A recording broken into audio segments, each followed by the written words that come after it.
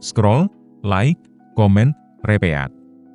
Inilah rutinitas sosial Gen Z yang paling umum hari ini. Generasi yang lahir di era internet ini hidup dalam dunia yang serba cepat, terkoneksi setiap detik, tapi juga sering merasa paling kesepian. Kontras, ya? Gaya hidup sosial Gen Z sangat dipengaruhi oleh media sosial. Platform seperti Instagram, TikTok, Twitter, dan lainnya bukan cuma tempat hiburan, tapi sudah jadi ruang sosial utama. Di sana mereka mengekspresikan diri, beropini, bersosialisasi, bahkan membangun personal branding.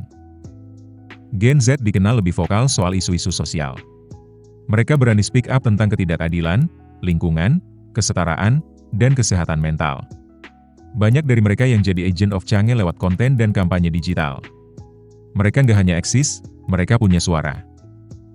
Tapi, di balik semua itu, ada juga sisi gelap yang kadang luput dari perhatian.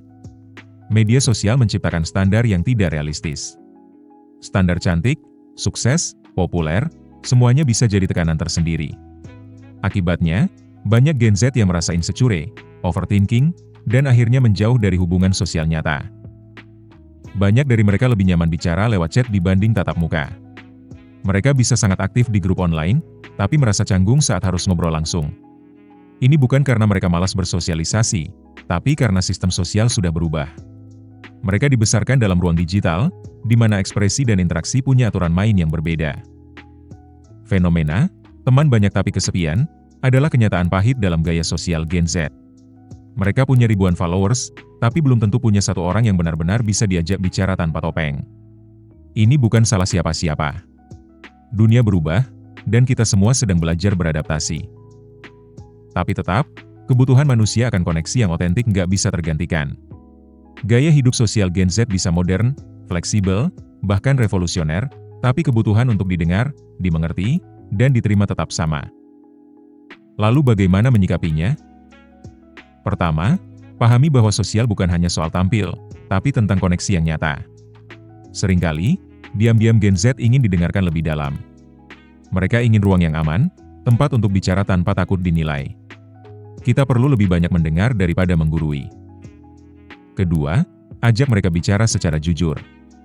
Bukan dengan gaya menginterogasi, tapi dengan pendekatan yang hangat.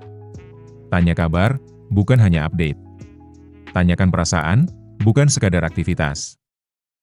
Ketiga, bangun ruang sosial offline yang sehat. Ruang nongkrong, komunitas, diskusi terbuka, bisa jadi jembatan penting untuk memperkuat hubungan antar manusia yang semakin jarang dilakukan di dunia nyata. Gen Z bukan generasi yang rusak. Mereka hanya menjalani hidup sosial dengan cara yang berbeda. Mereka lebih ekspresif, kritis, dan mandiri. Tapi mereka tetap butuh dukungan, arah, dan koneksi yang otentik, seperti semua manusia lainnya. Jadi, daripada mengkritik gaya hidup sosial mereka, mari belajar memahami dan berjalan bersama. Karena kalau kita bisa menyatu dalam dunia mereka, kita bisa jadi bagian dari perubahan yang lebih baik, bukan hanya penonton dari kejauhan.